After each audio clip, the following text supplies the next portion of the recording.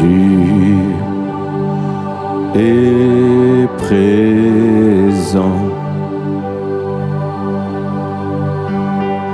Tu es présent.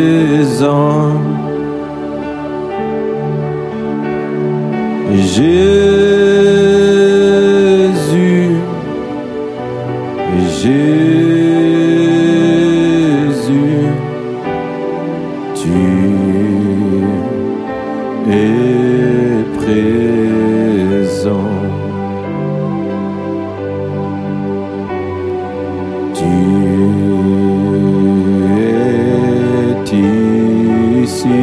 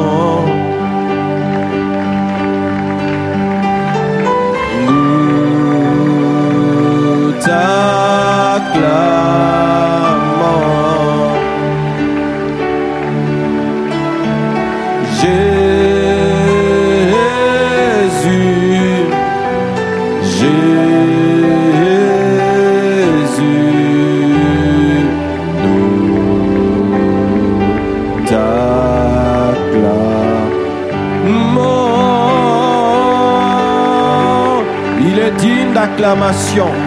Il est digne d'acclamation, il est digne de louange, lui qui a reçu le nom le plus beau, le plus puissant. Jésus, Jésus, Jésus. Jésus le matin, Jésus à midi, Jésus le soir, Jésus toujours. Tu es le plus beau entre 10 000, tu es l'alpha, l'oméga, tu es la résurrection et la vie. Tu es notre justice, tu es notre paix, tu es notre force, tu es notre étendard, tu es notre bouclier. Reçois l'honneur qui t'est dû, reçois la louange qui t'est due, reçois la magnificence qui t'est due. Roi des rois, Jésus de Nazareth, nous te bénissons, nous te louons, nous t'exaltons, nous te célébrons.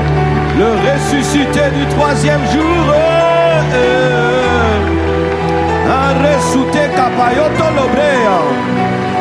gloire, gloire et gloire et gloire et gloire et gloire et gloire et gloire à Jésus. Sois béni, sois glorifié. Merci pour cette école biblique pour tous.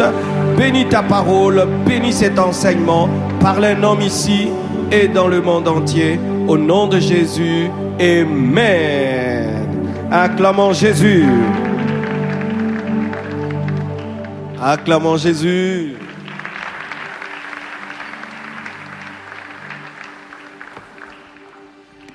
Je vous salue tous au nom de Jésus et ça fait plaisir d'enseigner à nouveau parmi vous. Amen. Dimanche, je vous dirai un peu ce que Dieu a fait lorsque nous sommes partis en mission. Mais pour gagner le temps, nous allons aller droit au but car c'est un long enseignement. Nous sommes toujours dans l'étude biblique sur les fondements, les 60 fondements de la vie chrétienne. Et pour ce soir, nous continuons toujours avec la persévérance des saints. J'avais parlé précédemment des 8 modèles à ne pas suivre en matière de persévérance. Les Galates, ceux qui connaissent des déviations doctrinales, les Lucifer, ceux qui dévient par orgueil spirituel, les Démas, ceux qui dévient à cause de l'amour du siècle présent, les Pierres, ceux qui régnent à cause de la pression, les Judas, ceux qui abandonnent et trahissent, les Jonathan, ceux qui se compromettent par loyauté familiale, les Salomon, ceux qui abandonnent progressivement, la femme de Lot, celle qui regarde en arrière. Aujourd'hui, je vais toujours dans ce grand thème, la persévérance des saints, vous parler des voies de séduction. Parce que face à la persévérance des saints, il y a un combat. Excusez ma voix, j'avais une grippe que Dieu a guérie par sa grâce. Il y a des voies de séduction qui combattent la persévérance des saints. Et aujourd'hui, je vais vous parler d'une voie dangereuse qui combat la persévérance. Il s'agit de la voie de Balaam. Donc le thème de mon enseignement ce soir, c'est la voie de Balaam. Tu peux dire à ton voisin de droite, la voie, V-O-I-E, pas V-O-I-X, hein? La voie, chemin, mauvais chemin de Balaam. La voie de Balaam. Dis à ton voisin de droite, la voie de Balaam. Ton voisin de gauche, la voie de Balaam. Ton voisin de devant, la voie de Balaam. Ton voisin de derrière, la voix de Balaam. Seulement ton voisin qui te sourit, la voix de Balaam. Acclamons le Seigneur. On aura des longues lectures et puis je vais vraiment un peu lire, c'est important. Alors, qui est Balaam dans la Bible? Balaam, c'est un personnage bizarre. Beaucoup de théologiens même ont un sérieux problème pour définir qui était Balaam. Et c'est vraiment très difficile. Et je te prie de lire le livre pour maîtriser sa vie, Nombre 22, Nombre 23, Nombre 24. Si tu veux maîtriser Balaam, tu lis ces 3 chapitres de la Bible pour comprendre qui était Balaam. Balaam était à la fois un prophète, à la fois un devin, à la fois un voyant, et il n'était pas juif. Vous imaginez ça? Il était à la fois prophète, Dieu lui parlait vraiment Dieu. L'Esprit de Dieu venait sur lui, il avait des oracles de Dieu. Il était voyant, c'est quelqu'un qui avait un œil ouvert. Lui-même dit que quand il fléchit ses genoux, ses yeux s'ouvraient. Et il était aussi devin. La Bible dit clairement qu'il était devin. Il utilisait des fois des enchantements, c'est-à-dire l'occultisme. Des fois Dieu lui parlait. À la fois. Et ce n'était pas un juif, c'était un païen parce qu'on dit qu'il habitait à côté de Pétor. Pétor, ce n'est pas en Israël. Et on voit dans la Bible qu'il y a des gens qui n'étaient pas juifs, à qui Dieu parlait. On voit Melchisédek n'était pas juif. On voit Job. Job n'était pas juif. Jéthro n'était pas juif.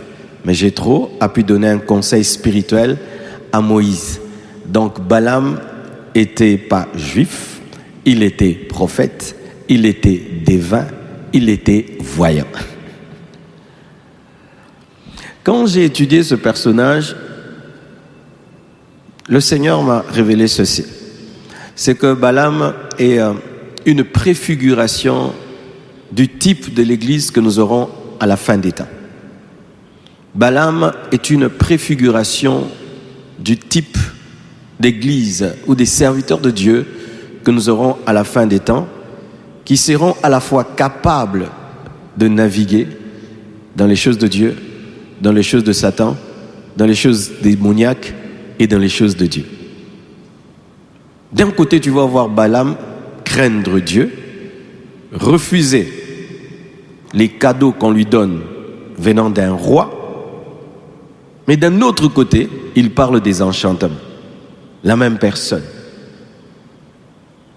C'est pourquoi, mes frères et sœurs, aujourd'hui, à la fin des temps, avec le discernement qui nous est demandé, il ne faut pas juger un serviteur de Dieu sur base de ce qu'il dit, mais sur base de sa vie. Alléluia, de sa vie. La voix de Balaam. Alors, je vous donne un verset qui dit qu'il était prophète. 2 Pierre 2, versets 15 à 16. 2 Pierre 2, 15 à 16. Après avoir quitté le droit chemin, ils se sont égarés en suivant la voie de Balaam, fils de Bossor, qui aima le salaire de l'iniquité, mais qui fut repris pour sa transgression. Une ânesse muette, faisant entendre une voix d'homme, arrêta la démence du prophète. Arrêta la démence du prophète. Alléluia. Pierre reconnaît clairement que Balaam était prophète, même prophète fou. On dit la démence du prophète, un prophète fou, mais Pierre reconnaît que Balaam était un prophète. Alléluia. Lorsque nous lisons Nombre 24, verset 2, la Bible dit « Alors l'Esprit de Dieu fit sur lui »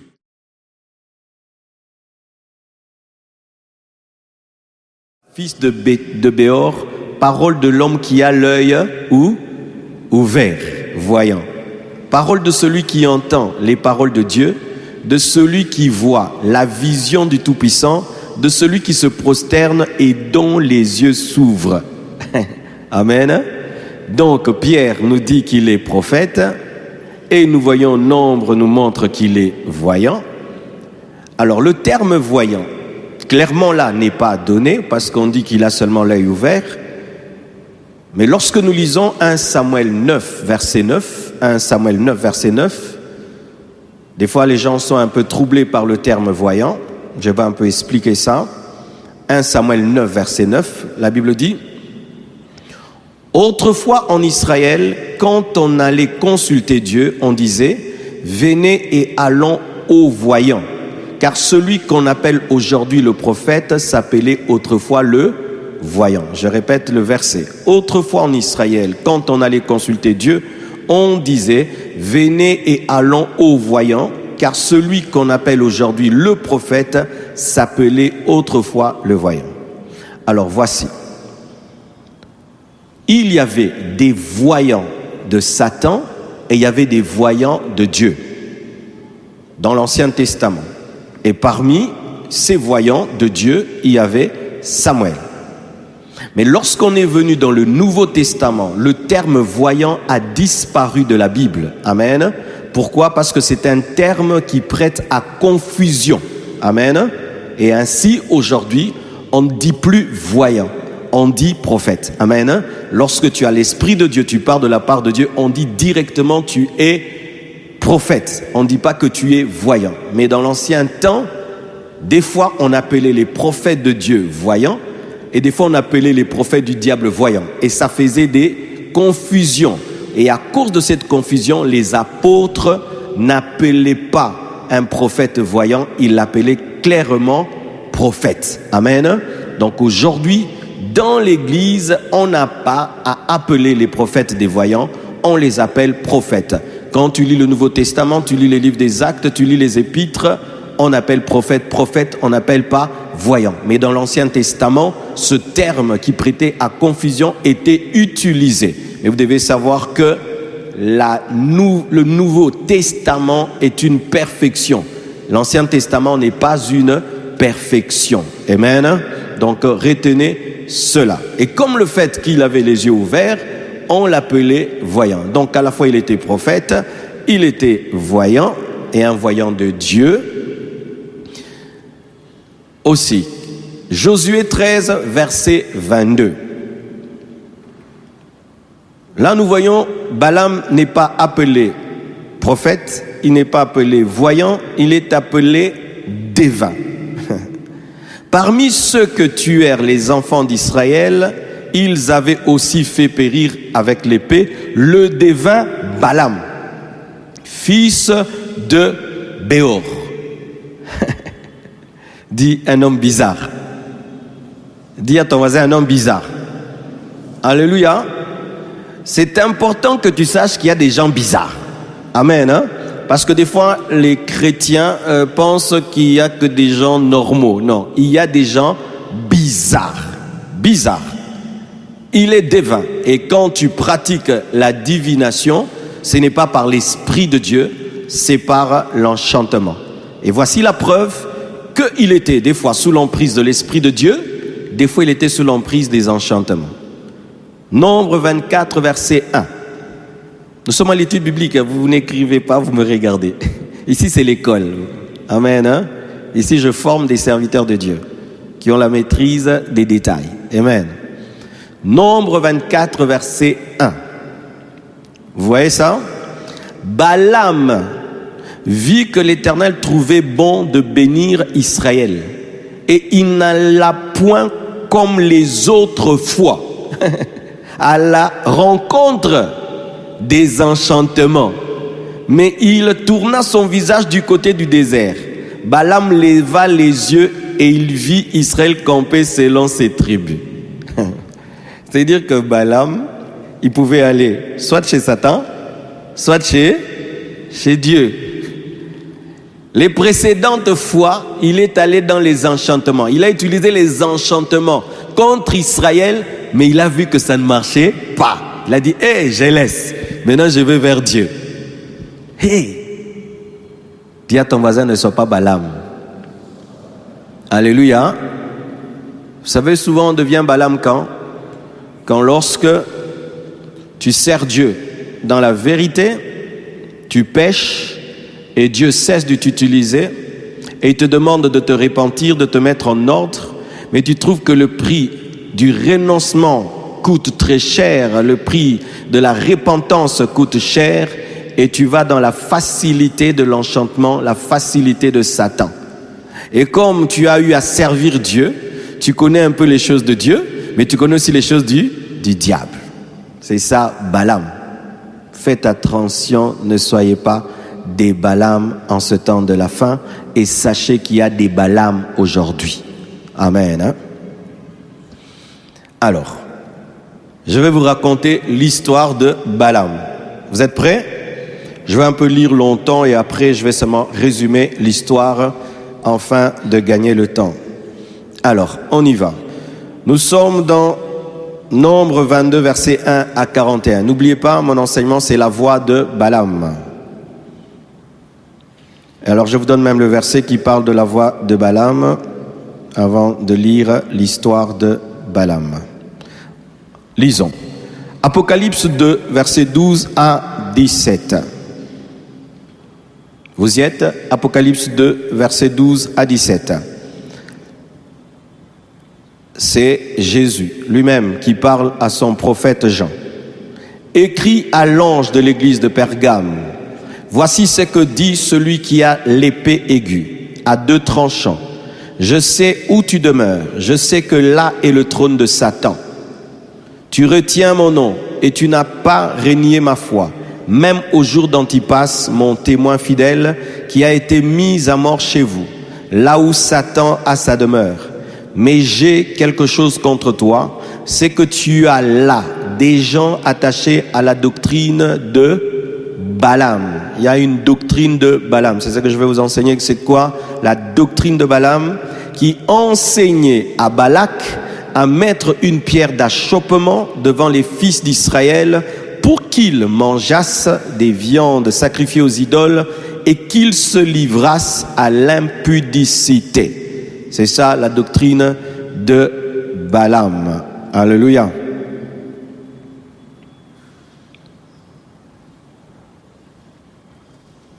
Alors, étudions un peu l'histoire de Balaam.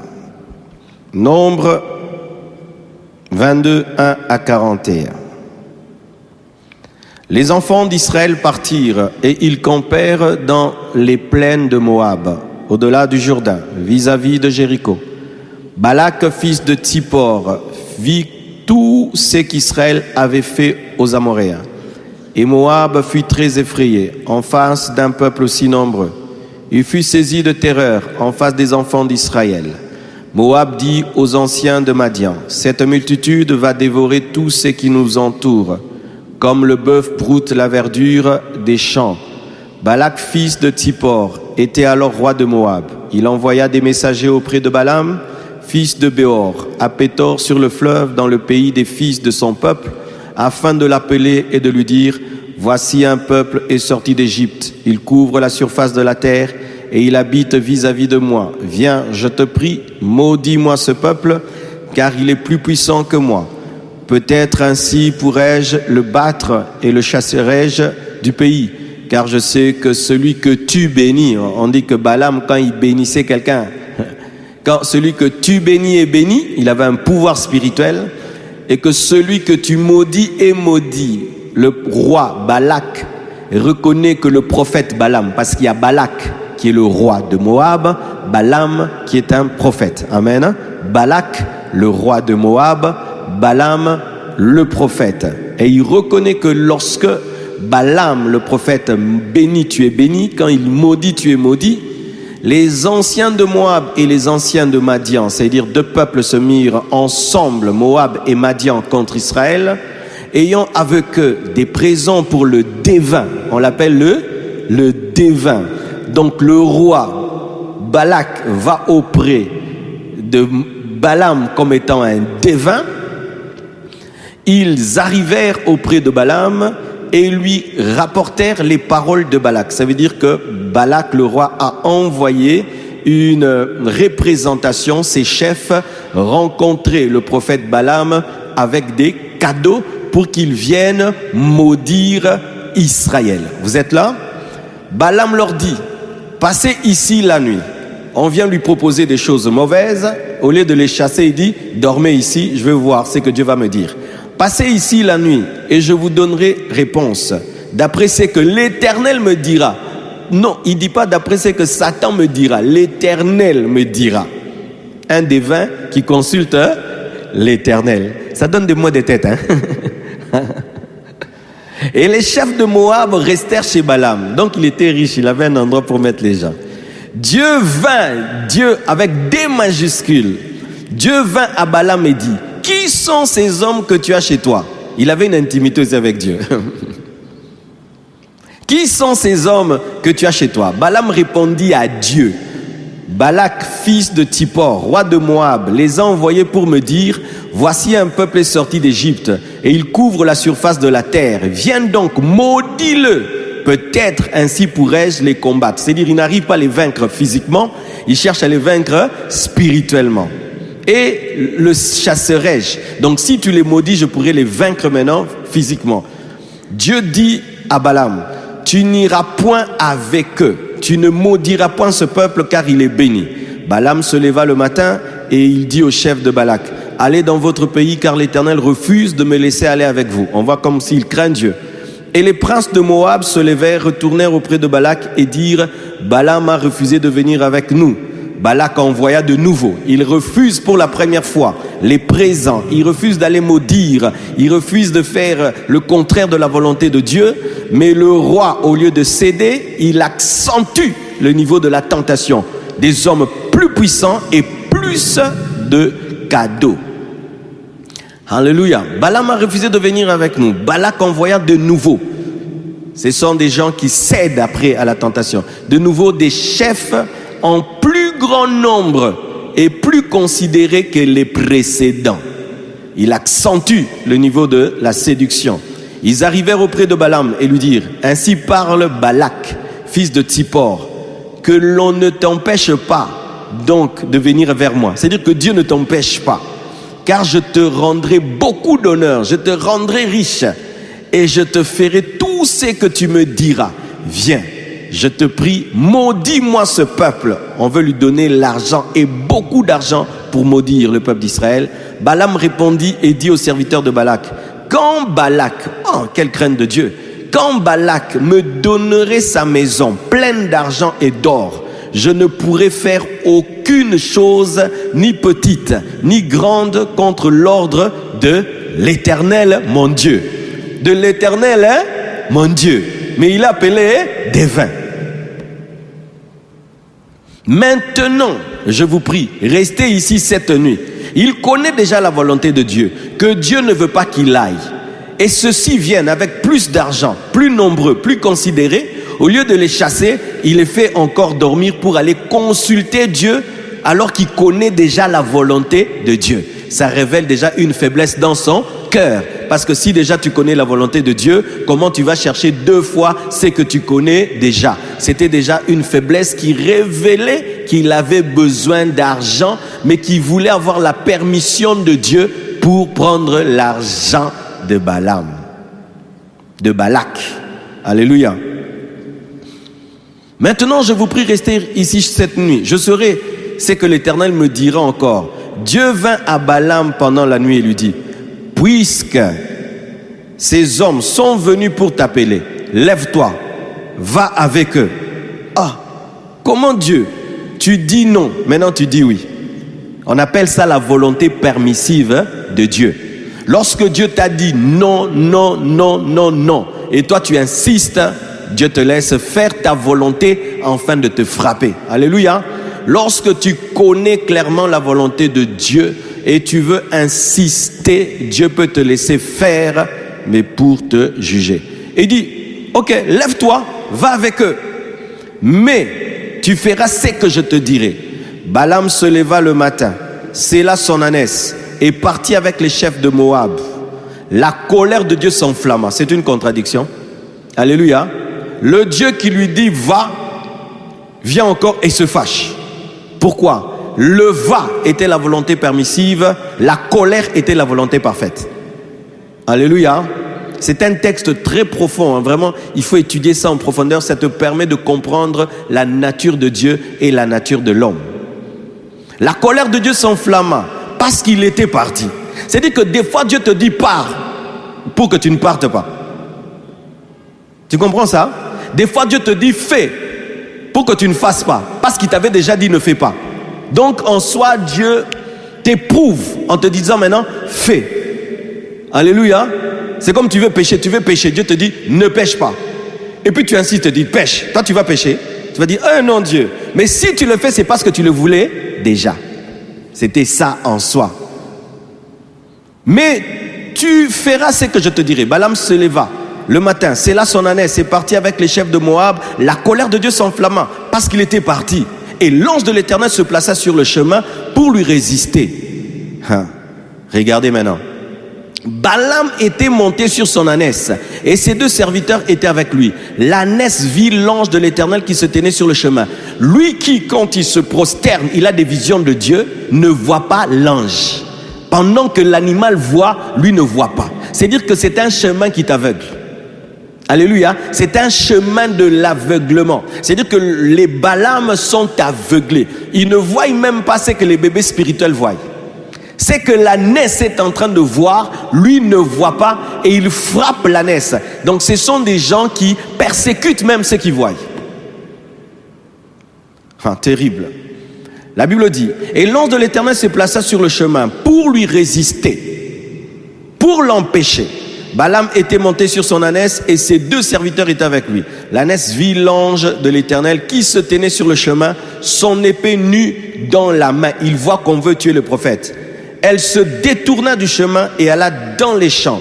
Balaam frappa l'ânesse parce qu'il ne voit pas. Ceux qui ne voient pas persécutent ceux qui voient. Je répète, ceux qui ne voient pas persécutent ceux qui voient.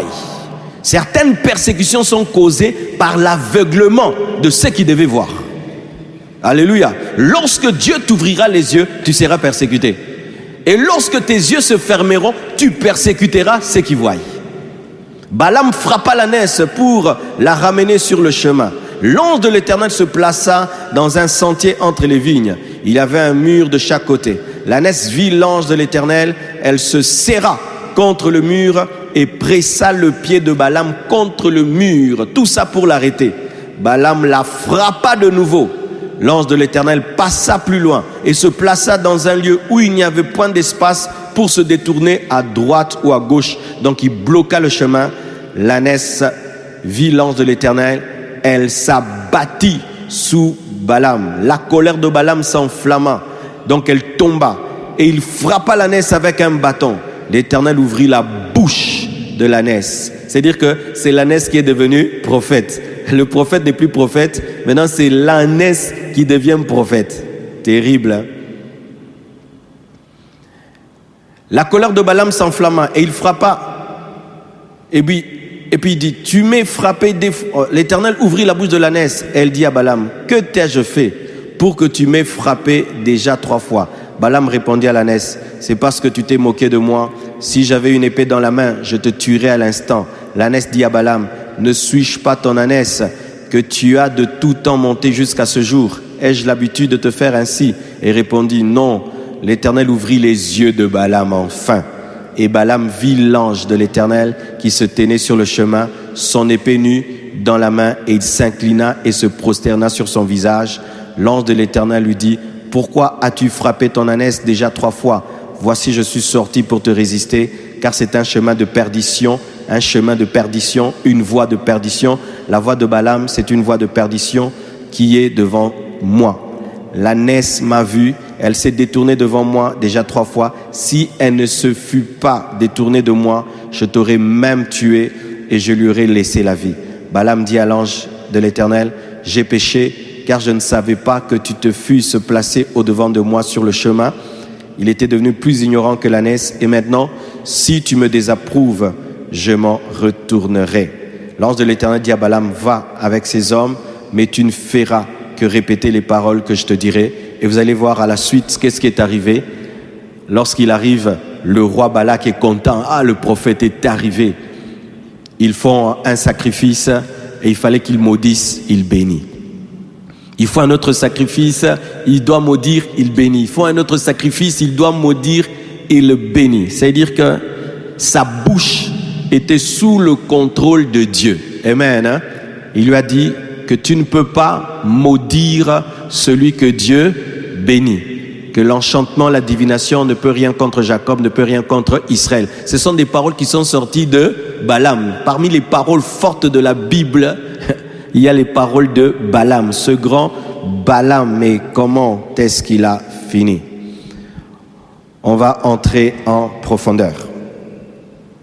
Donc, Israël sort de l'Égypte. Il sort avec puissance. Et sur son chemin, il ravage tout. Dieu est avec lui. Déjà, les peuples qui entendent parler d'Israël sont traumatisés. Ils viennent de vaincre la puissance numéro 1 du monde, l'Égypte. Devant elle, tout est saccagé. Et lorsque le roi, stratège de Moab, Balak, voit cela, il se dit qu'ils sont plus nombreux que nous, ils sont plus puissants que nous, ils vont nous vaincre. Si je ne peux les vaincre physiquement, si je ne peux les vaincre avec une armée, je peux les vaincre spirituellement. Et il va consulter Balaam, parce qu'il était connu, être un homme puissant, un homme qui a des visions, un homme quand il parle, les choses arrivent. Mais il ne savait pas que cet homme n'était pas seulement un devin, il avait aussi des communions des fois avec Dieu. Alléluia. Alors il va là-bas, pas lui-même, il envoie des gens. Parce qu'il a peur d'une guerre entre armées, il veut avoir une armée maudite pour qu'il profite par là pour les vaincre. Et il donne des cadeaux. Il envoie des colonels d'abord et un peu d'argent. Balak les reçoit, ils dorment, Dieu lui parle, tu ne vas pas partir. Et ils rentrent, ils disent non, le prophète a refusé, le devin a refusé de prendre l'argent. Au lieu de céder, il insiste. Faites attention à la persévérance du diable. Amen. Hein? Ce n'est pas parce que tu as vaincu une tentation qu'elle ne reviendra pas. Je répète, hein? Ce n'est pas parce que tu as vaincu une tentation qu'elle ne reviendra pas. Il faut toujours demeurer sur tes gardes. Parce que dans ce texte, Balak représente Satan. Amen. Hein? Dans ce texte, Balak représente Satan. Qu'est-ce qu'il fait? Il accentue la tentation. Il envoie plus de chefs et des chefs supérieurs. C'est-à-dire, mettons qu'il avait envoyé 10 colonels, maintenant il envoie même 50 généraux. Mettons qu'il avait envoyé avant $10 000, maintenant il envoie $100 000. Donc il intensifie la tentation. Il se dit, peut-être je n'ai pas assez donné. Et lorsqu'ils arrivent, le prophète connaît déjà la volonté de Dieu. Il permet à ce que ces gens-là dorment chez lui. C'était déjà un mauvais signe qu'il avait des prédispositions de prendre l'argent, mais il hésitait. C'est ça, il hésitait. Il les garde chez lui. Et Dieu lui dit, ok, comme ils sont revenus et tu les as gardés chez toi, allez, tu peux partir. Ah, il dit, oh, Dieu a changé la parole, Dieu est maintenant content. Lorsqu'il part, Dieu se met en colère et il envoie un ange pour le tuer. Et ce prophète qui entendait, ce prophète qui voyait, ces voyants qui voyaient, ne voient pas pendant qu'un animal voit. Ça veut dire que la cupidité peut fermer les yeux. Amen. Hein? La cupidité peut rendre aveugle, ou pas même peut, rend aveugle. Amen. Hein? La cupidité rend aveugle, la cupidité déconnecte de Dieu. Il ne voit pas. L'ânesse voit. Et l'ânesse craint Dieu plus que lui. C'est-à-dire que la cupidité t'arrache la crainte de Dieu. Et en plus, il frappe l'ânesse qui s'est toujours soumise à lui. C'est-à-dire qu'il ne comprend même pas les changements de comportement. Alléluia. Il a même une incapacité de lire les temps et les circonstances, parce que des fois, si tu ne peux pas voir, tu peux lire les temps et les circonstances. Il ne voit pas même le changement du comportement de l'ânesse. Alors, l'ânesse va à gauche et à droite, bloque son pied et tout. Et après, l'ânesse voit qu'il n'y a plus moyen même d'aller à gauche et à droite parce que l'ange bloque tout. L'ânesse tombe comme ça sur lui. Et là, il se fâche et Dieu ouvre ses yeux. Et Dieu lui dit, va. Donc c'était, ne va pas, va et va. Et quand il va, quand il veut prophétiser, il veut maudire par l'enchantement. Dieu lui dit, l'enchantement ne peut rien contre Israël. C'est-à-dire que Dieu bloque. Amen. Hein? Cela révèle ceci, que Dieu protège ses enfants. Alléluia.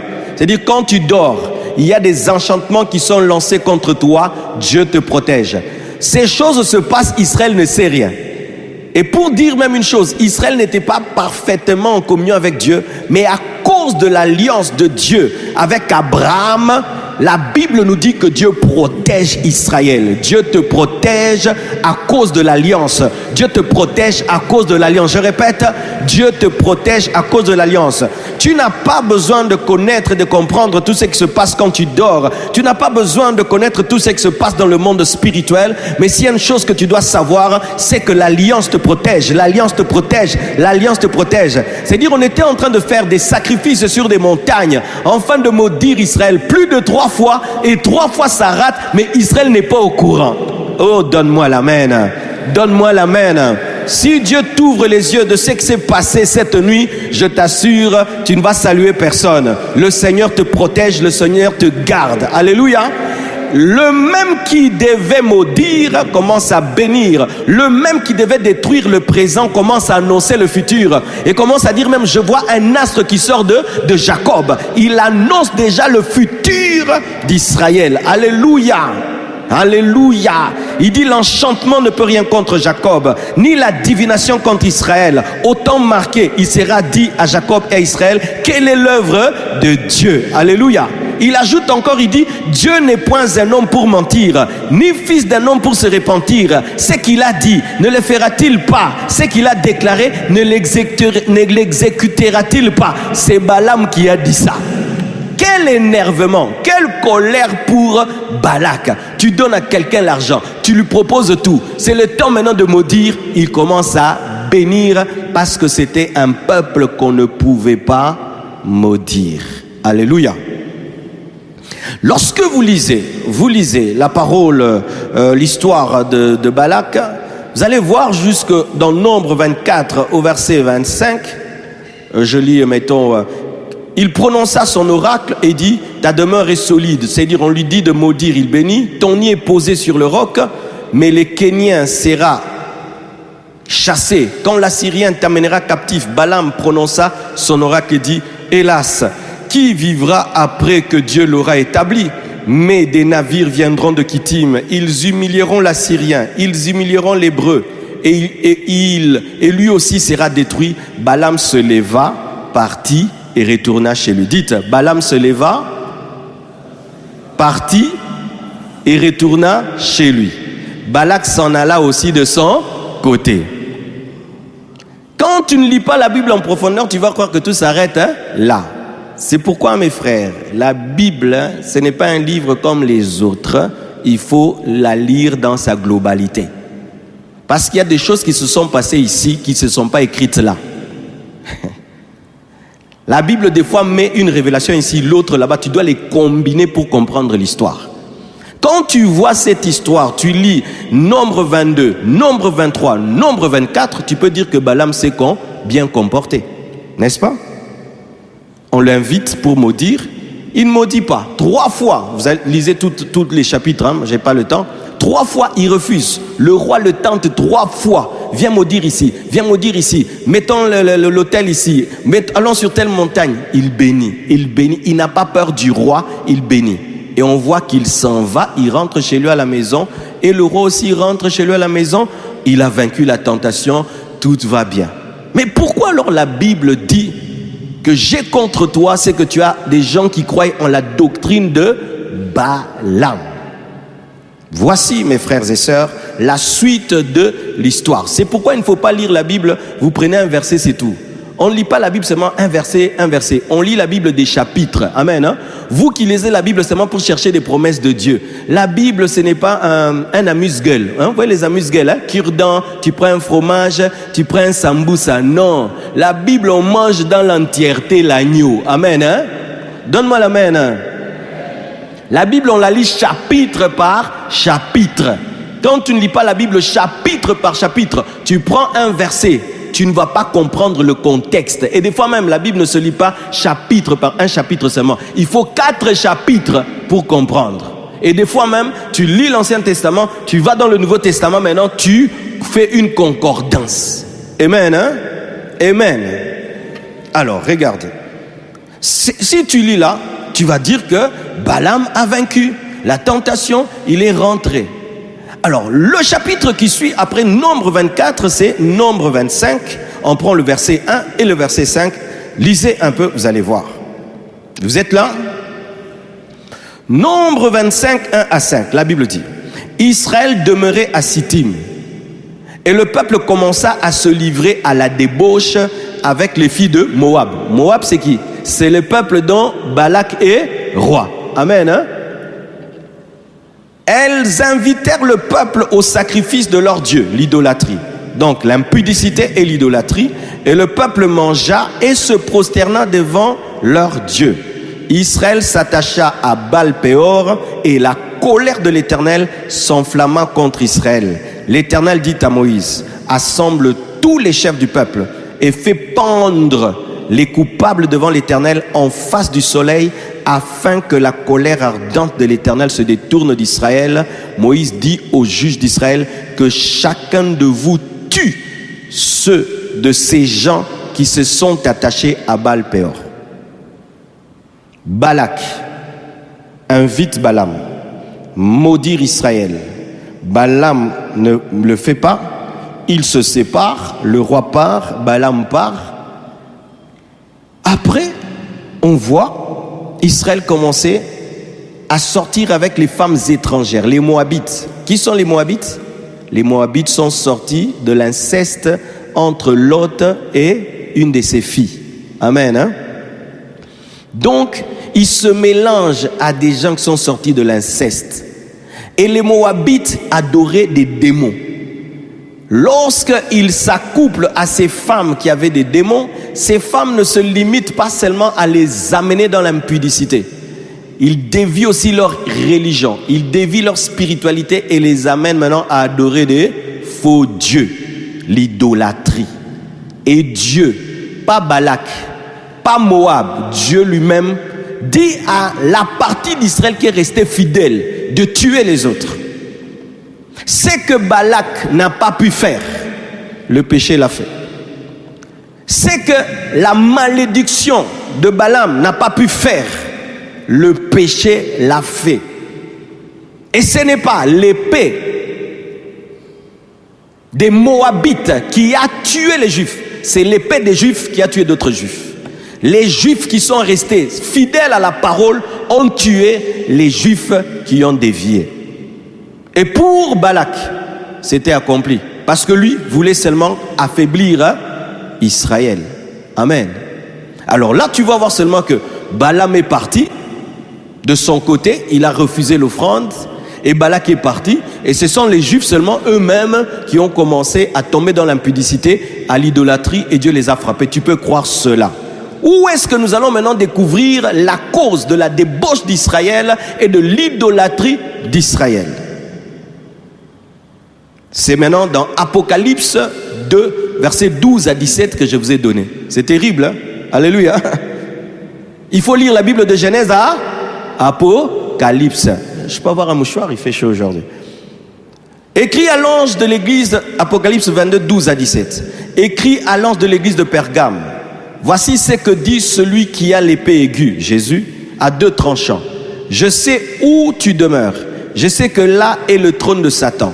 Tu retiens mon nom et tu n'as pas renié ma foi, même au jour d'Antipas, mon témoin fidèle, qui a été mis à mort chez vous, là où Satan a sa demeure. Mais j'ai quelque chose contre toi, c'est que tu as là des gens attachés à la doctrine de Balaam. Et la Bible elle-même explique c'est quoi la doctrine de Balaam pour qu'on ne puisse pas inventer.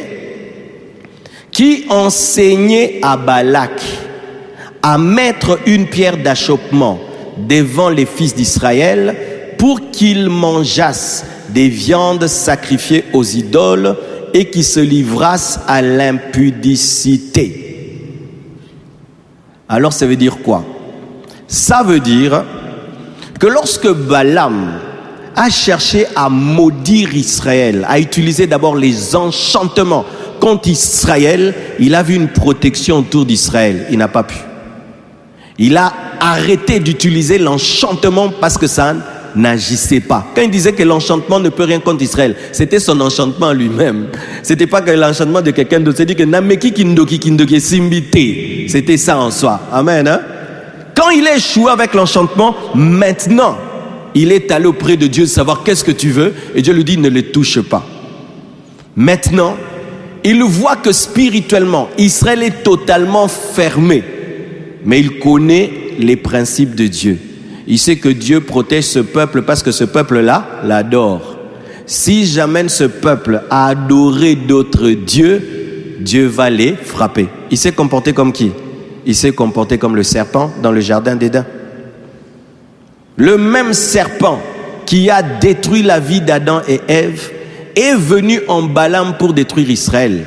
Le serpent a vu que l'homme l'avait remplacé, avait pris sa place, et il sait que lui a été chassé à cause du péché, et il a su que si je fais pécher l'homme, Dieu l'abandonnera comme il m'a abandonné, et c'est ce que Balaam a fait. Il a vu que spirituellement, il n'y avait aucune porte d'entrée pour que l'enchantement opère, et il a su que le péché pouvait ouvrir une porte d'entrée. Alors qu'est-ce qu'il a fait? Il a su aussi que c'était un peuple qui est attaché à Dieu et qui ne pouvait pas directement l'amener vers l'idolâtrie, mais il savait que par les femmes, il pouvait amener Israël vers l'idolâtrie. Parce que la première chose qui a été faite, c'était l'impudicité d'abord. Les femmes d'abord sont venues. D'abord, c'était la sexualité, le plaisir. Et après cela, lorsque les Juifs ont aimé ces femmes maintenant les ont amenés à adorer leur Dieu. Ça vous rappelle encore qui? Ça vous rappelle Salomon. Alléluia. Salomon, pareil. Il a d'abord commencé par aimer les femmes étrangères et ensuite, il a adoré les dieux étrangers. Alors, donc la doctrine de Balaam, c'est une doctrine qui pousse le peuple de Dieu à la débauche et à l'idolâtrie. C'est une doctrine qui permet d'ouvrir des portes à Satan dans la vie des enfants de Dieu. C'est une doctrine qui tolère l'impudicité et qui tolère l'idolâtrie. C'est une doctrine qui tolère le péché et qui tolère que dans les cœurs des hommes qu'il y ait d'autres dieux que Dieu. Alléluia.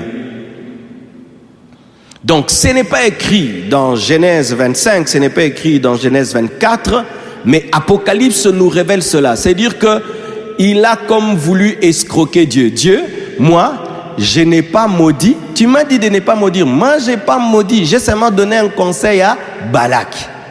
Il dit, comme ça ne marche pas quand j'ai maudit là, viens, je vais te révéler le secret de la force de ce peuple. C'est parce qu'ils craignent Dieu, c'est parce qu'ils adorent Dieu. Fais-les pécher, tu vas voir comment Dieu lui-même va les frapper. Tu n'auras même pas besoin de les toucher, Dieu lui-même va s'en charger.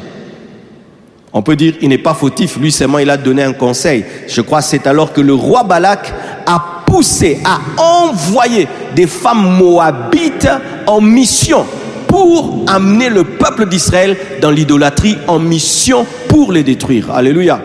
Vous devez savoir que sur la terre, il y a des personnes qui sont en mission pour détruire vos vies. Amen. Hein? Vous devez savoir ça. Qu'il y a des personnes qui ont comme mission détruire ta vie. Ça existe. Les femmes moabites ne s'approchaient pas des fils d'Israël par amour. C'était une mission mandatée par Balak afin d'affaiblir l'armée d'Israël pour le séparer de Dieu, afin de permettre sa faiblesse et sa destruction. Alléluia.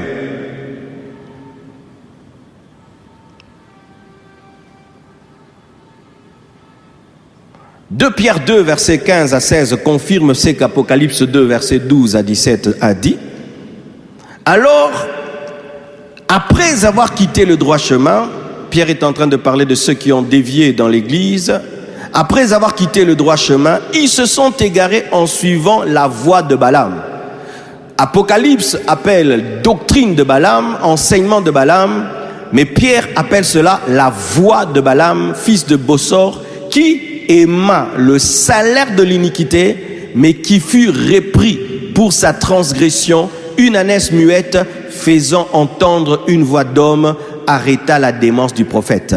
Pierre vient maintenant nous expliquer que lorsque Balaam, malgré que Dieu lui avait dit « tu n'iras pas », lorsque Balaam est parti avec les généraux, lorsqu'il est parti et que l'ânesse l'a arrêté, ce qui l'avait poussé à partir, c'était quoi? C'était le salaire de l'amour, du salaire de l'iniquité. C'était l'amour de l'argent. Maintenant, qui vient nous expliquer? C'est Pierre.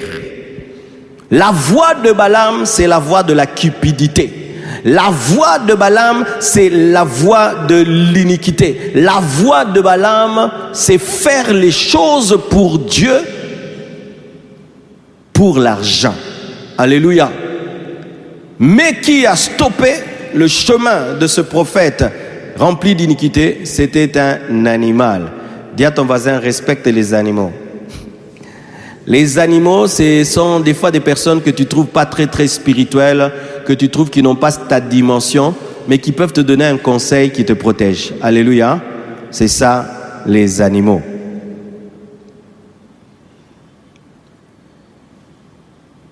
Nombre 31, verset 16.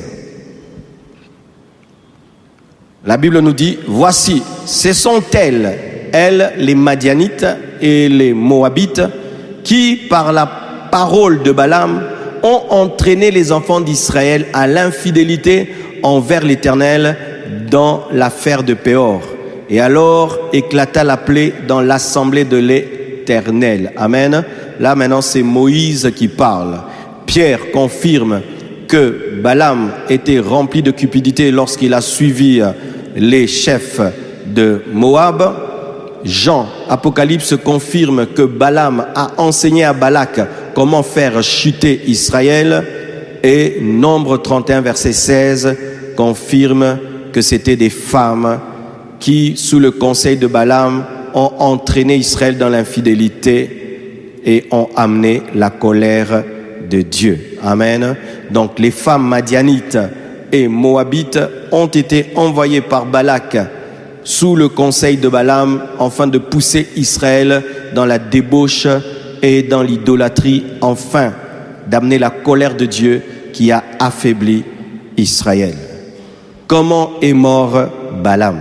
Dis à ton voisin, comment est mort Balaam? La Bible dit, ne vous y trompez pas, on ne se moque pas de Dieu. C'est qu'un homme aura sémé, il le moissonnera certainement. Alléluia. Vivez dans une vie de crainte de Dieu, pas pour les hommes, mais devant Dieu. Et des fois, il peut se faire comme si le jugement de Dieu t'a raté. Mais sache que le jugement de Dieu ne rate pas. Si tu veux échapper au jugement de Dieu, il faut seulement te repentir. Si tu ne te répands pas, le jugement de Dieu finira par t'attraper un jour. Alléluia, je répète, si tu ne te répands pas, le jugement de Dieu finira par t'attraper un jour. Balaam fait son skopnaï et simbi. Amen, entre guillemets, non?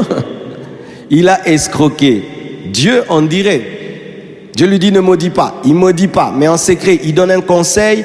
Et alors, lorsque les femmes moabites et madianites ont tenté les hommes juifs et les ont poussés à l'idolâtrie, et que la plaie les a frappés, c'est sûr que Balak a donné l'argent à Balaam. Vrai ou faux? Vrai ou faux? Amen. C'est pas écrit, mais nous sommes intelligents, non? Donc, à Zoakia, on a ça, n'est-ce pas? Et c'est comme si Dieu n'a pas vu. Amen. Dieu, moi, j'ai accompli ta parole, je ne les ai pas maudits, mais en secret, fais ça. Il s'enrichit et il est en paix. Lorsque nous lisons maintenant la parole de Dieu, dans Nombre 31, versets 2 à 8, lisez maintenant. Dis à ton voisin, on ne se moque pas de Dieu. On ne joue pas avec Dieu. On ne blague pas avec Dieu. Amen. La Bible dit, Nombre 31, 2 à 8. Venge les enfants d'Israël sur les Madianites. La vengeance de Dieu commence. Tu seras ensuite recueilli auprès de ton peuple. Donc Dieu dit à Moïse, avant que tu meures, tu dois venger mes enfants. Moïse parla au peuple et dit, équipez d'entre vous des hommes pour l'armée et qu'ils marchent contre Madian afin d'exécuter la vengeance de l'Éternel sur Madian. Vous enverrez à l'armée 1000 hommes par tribu. 1000 hommes par tribu. De toutes les tribus d'Israël, on leva d'entre les milliers d'Israël 1000 hommes par tribu, soit 12 000 hommes équipés pour l'armée, la colère de Dieu. Moïse envoya à l'armée ces 1000 hommes par tribu, et avec eux le fils du sacrificateur Éléazar Finé, qui portait les instruments sacrés. Donc c'était une guerre spirituelle et une guerre militaire. Alléluia. Qui portait les instruments sacrés et les trompettes retentissantes. Ils avancèrent contre Madian, selon l'ordre que l'Éternel avait donné à Moïse, et ils tuèrent tous les mâles. Amen. Ils tuèrent tous les mâles de Madian.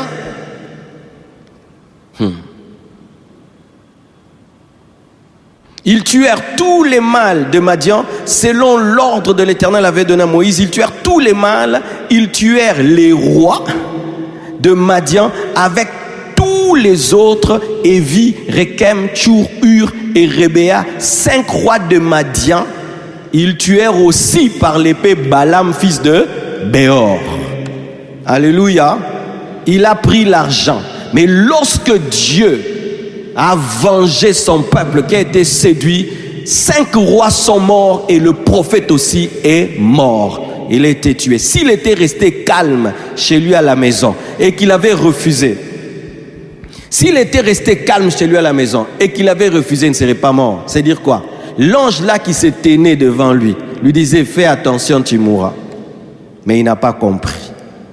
Alléluia. Alléluia. Balaam est mort tué par l'épée. Le grand prophète est mort comme ça. Ceux qui lui ont donné l'argent sont morts et lui est mort avec eux. Fais attention. Il y a de Alléluia. Alléluia. Il y a de l'argent qu'on ne prend pas. Amen. Il y a des offrandes qu'on ne prend pas. Amen. Ne sois pas un prophète argent. Prophète mbongo. Tu vas mourir avec 5 rois de Madian. Amen. Josué confirme cela. Josué 13, verset 22 confirme la mort de Balaam. Parmi ceux que tuèrent les enfants d'Israël, ils avaient aussi fait périr avec l'épée le devin Balaam, fils de Béor. Ça veut dire que lorsque Dieu a déclaré le jugement sur Madian, c'était aussi un jugement sur Balaam. Amen, hein? Balaam. La cupidité te tuera. L'amour de l'argent te tuera. Faites très attention. On a besoin d'argent, mais il ne faut jamais adorer l'argent. Il ne faut jamais être esclave de l'argent. Ça te détruira, ça te tuera. Il est mort par cupidité. Il a été un sorcier. Vous savez, lorsque tu es un faux serviteur de Dieu, tu es plus dangereux qu'un sorcier. Quand tu es un faux frère, tu es plus dangereux qu'un païen. Quand tu es un faux enfant de Dieu, tu es plus dangereux qu'un païen. Parce que toi, tu connais les secrets de l'Église. Toi, tu connais comment l'Église fonctionne. Tu connais comment les enfants de Dieu fonctionnent. Et tu es plus dangereux qu'un païen. Lorsque quelqu'un s'approche à la fois des choses de Dieu et des choses du monde, le monde l'utilise plus. Parce que c'est les chrétiens, si tu lui parles comme ça, il aura confiance en toi. Le chrétien, si tu lui dis tel verset, il va faire ça. Le chrétien, si tu as tel comportement, il va croire que tu es spirituel. Le chrétien, si tu lui dis ça, il va faire ça. Et ce sont des personnes qui sont très dangereuses. Faites attention, ne soyez pas des faux frères. Ne soyez pas des faux serviteurs de Dieu. Et faites attention aux faux serviteurs de Dieu. Faites attention aux faux frères. Ils sont plus dangereux. Plus dangereux. Vous devez savoir que Jésus a été vendu par des faux serviteurs de Dieu. Lorsque Paul parle de ses blessures, il parle des faux frères. Et Balaam a utilisé la connaissance qu'il avait de la volonté de Dieu pour détruire Israël. Il a donné des secrets d'Israël à ses ennemis pour détruire Israël. Et Dieu a vengé son peuple. Dieu venge toujours son peuple. Mes frères, Dieu venge toujours son peuple. Soyez droits, soyez loyaux, soyez intègres. Ne tombez pas dans la voie de Balaam. Alléluia. Alors mes frères et sœurs, comme il reste 8 minutes, c'est quoi la voie de Balaam? C'est quoi la doctrine de Balaam? La doctrine de Balaam, c'est un mélange, c'est un syncrétisme. Le syncrétisme, c'est mélanger ce qui ne se mélange pas. C'est un mélange entre la divination, la voyance et la prophétie. C'est un mélange entre la divination, la voyance et la prophétie. C'est ça la voie de Balaam. Et la voie de Balaam est une séduction mortelle. Ne combinez jamais ces choses. Elles ne se combinent pas. Amen. Et nous, dans le Nouveau Testament, nous parlons de prophètes. Amen. Hein? C'est un mélange de Dieu et de l'occultisme, de ce qui est sacré et du paganisme. Parce que retenez, Balaam étant un prophète païen, mais qui avait aussi une connaissance de Dieu, pouvait toucher et à l'enchantement, mais aussi se prosterner devant l'Éternel. C'est un mélange où tu lis des livres occultes, mais tu lis aussi la Bible. Tu fais des prières occultes, mais tu fais aussi des jeûnes de prières au nom de Dieu. Dans certains endroits, les gens à la fois prient, mais ils consultent les mandonas. À la fois ils prient, mais ils peuvent consulter des féticheurs. À la fois ils prient, mais s'il a un problème, il peut aller voir un marabout, il peut aller voir un féticheur. S'il perd quelque chose, il peut aller consulter quelqu'un pour recouvrer ce qu'il a perdu. Ils peuvent prier, mais ils sont toujours attachés aux esprits des ancêtres. Ils peuvent prier, mais ils sont toujours attachés aux esprits. Parce que pour regarder vidéo ça, nous espérons qu'il y a une bénédiction pour nous. S'il te bénit, cliquez sur le bouton rouge qui marque subscribe ou abonner. Faites cliquez. Mais ils vont au village pour invoquer les